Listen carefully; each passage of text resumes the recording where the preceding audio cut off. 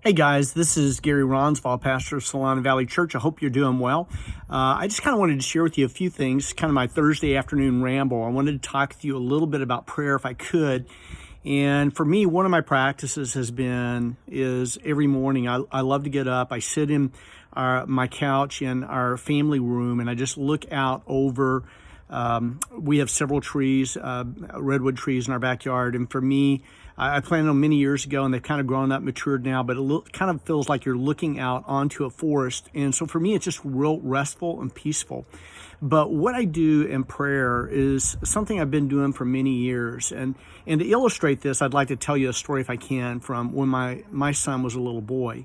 And when Caleb was just a little guy, when he was like a year and a half old, he'd get up in the mornings. I'd already be up. I'd be reading my Bible. I'd be praying, sitting on my love seat, looking out the window, praying. And what Caleb would do is he would come out into the living room where I was at, and he would crawl up into my lap, and he would just lean his little back against my chest.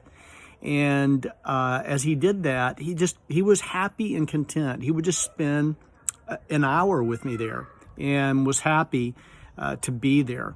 And for me, I think that's the way prayer is supposed to be. It's just a time for us to be still in the presence of God and enjoy his presence. It's not so much coming to God with a big, long grocery list of things we want him to do. And there's nothing wrong with asking God to do things in our lives. But what I like to do is I like to just be still, and I'll ask God. I'll ask God to help me just to draw near to him, to delight in him, to worship him, and then I sit still and quiet in his presence. And sometimes what I'll do is I'll actually have my hands in my lap, palms up, and every time I think about something that maybe I'm feeling a little bit anxious about or concerned about or preoccupied with or distracted by, I just imagine myself giving that to God. And I just say, hey, God, I want to give this to you. And then I ask God for what I need. If I need peace, I ask God to give me peace.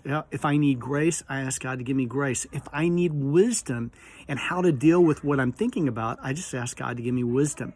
So anyway, in this time of the coronavirus, economic concerns, all that kind of good stuff, I think prayer is more important in our lives than it's ever been. And prayer just is a way of drawing near to God. So I just wanted to encourage you with that. Hope that helps you. And I'll look forward to speaking with you again later. We'll see you. Bye-bye.